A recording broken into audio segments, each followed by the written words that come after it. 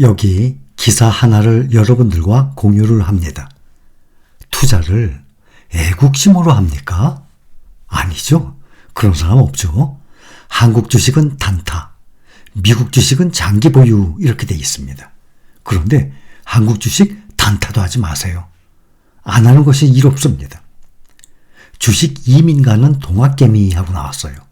개미들 한국 증시 떠나는 이유는 총 주주 환원율, 미국은 92%대 한국은 29%. 한국 주식은 배당이 적고 장기 상승이 불투명한데 주가 조금만 올라도 금방 팔아치워. 애플, 아마존 등 갈아타는 개미 늘어하고 나왔습니다.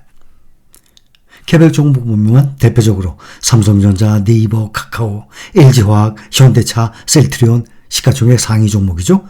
이런 종목에 비해서 마이크로소프트, 애플, 알파벳, 아마존, 엔비디아, 메타, 테슬라 이런 세계적인 종목에 투자하는 것이 수익률이 월등히 높습니다. 이 개별 종목의 5년, 10년 수익률을 비교를 해보면 시가총액부터 또 매출, 이익까지 또 이 주가 상승률까지 아예 비교가 안 됩니다. 우리는 그동안 몇 번 계속 확인을 해봤습니다. 주식 투자를 하는 이유 물어본다면 누구를 막론하고 100% 같은 답이 나올 것입니다. 돈을 벌기 위해서, 재산을 불리기 위해서, 노후 대비를 하기 위해서라고 말이죠. 각자 본인의 재산이 얼마인지는 모르겠지만 가문의 재산이 24조 원인 삼성그룹을 위해서 삼성전자 주식을 사주는 사람? 그런 사람 없죠? 삼성그룹의 이 가문의 재산이 24조 원이라고 합니다. 1조도 아니고 24조. 그런데 이 거대 그룹을 도와주기 위해서 삼성전자 주식을 사줘? 그런 사람 없습니다. 다 본인이 돈 벌기 위해서 사는 거예요. 근데 그것도 불안하니까 가장 안전하다고 생각하는 삼성전자를 많은 사람들이 몰리는 것 아니겠습니까? 미국 시장과 국내 시장에서의 이 수익률 면에 있어서도 5년만 투자를 해도 무려 8배의 수익률이 차이가 납니다. 우리는 가끔 확인하고 있죠? 한국의 증시는 낮은 주주 환원율과 후진적 기업의 지배 구조 등에 발목 잡힌 지 오래입니다. 그 결과 한국 증시가 저평가됐다는 코리아 디스카운트 해소되지가 않고 있어요. 그래서 동학개미와 서학개미 간의 투자, 이 실적은 아주 완전하게 갈립니다. 국내에 투자했을 때, 미국에 투자했을 때 1년, 5년, 10년간의 수익률 변화 우리는 다 보고 알고 있습니다. 한국은 자사주 매입과 소각, 배당 확대 등과 같은 주주 환원 정책에 있어서 미국은 물론 다른 신흥국들보다도 뒤처져 있습니다. 애플 같은 경우도 900조, 어마어마하죠? 삼성전자 시가총액의 2배, 수백조씩 자사주 매입을 합니다.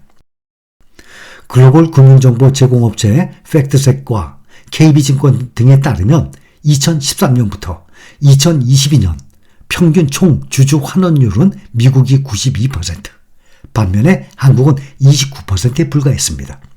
신흥국이 평균 38%, 중국도 31%예요. 중국보다도 낮아요. 총 주주 환원율은 당기 순이익에서 배당금 총액, 자사주 매입금 등의 주주 환원 금액이 차지하는 비율을 뜻합니다.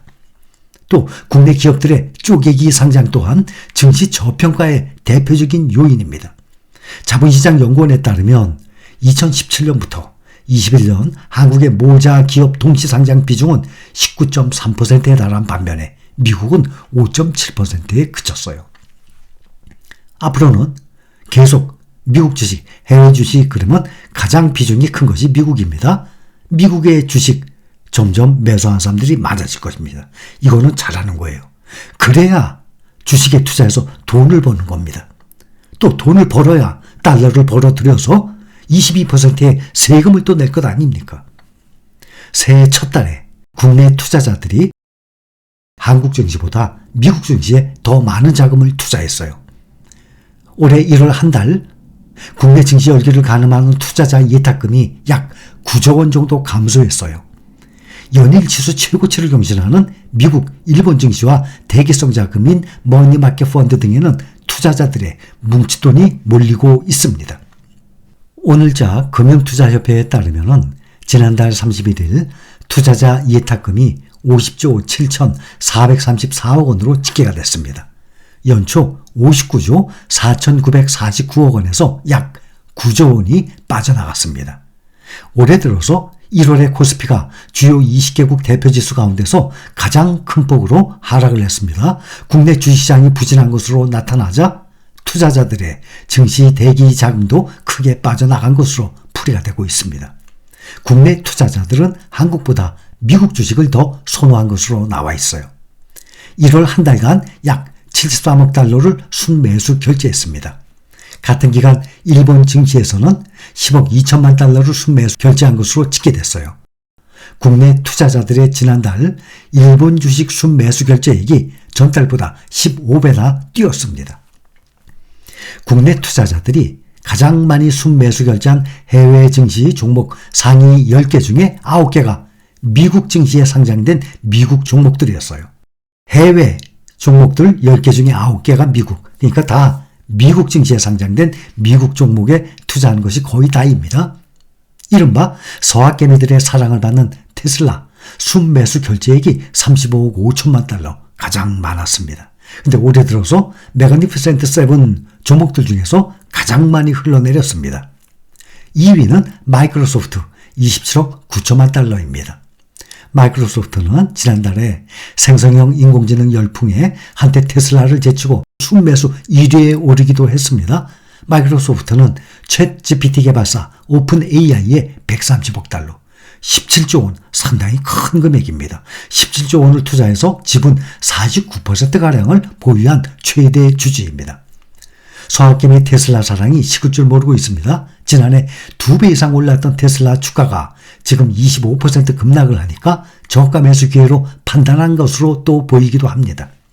테슬라는 지난해 4분기 기대 이하의 실적을 내놓으면서 올 들어 주가가 25%나 빠졌어요. 테슬라의 지난해 4분기 주당 순이익이 0.71달러로 시장 전망치를 밑돌았습니다. 영업이익률도 8.2%예요. 많이 떨어졌습니다. 전년 대비 반토막 났어요.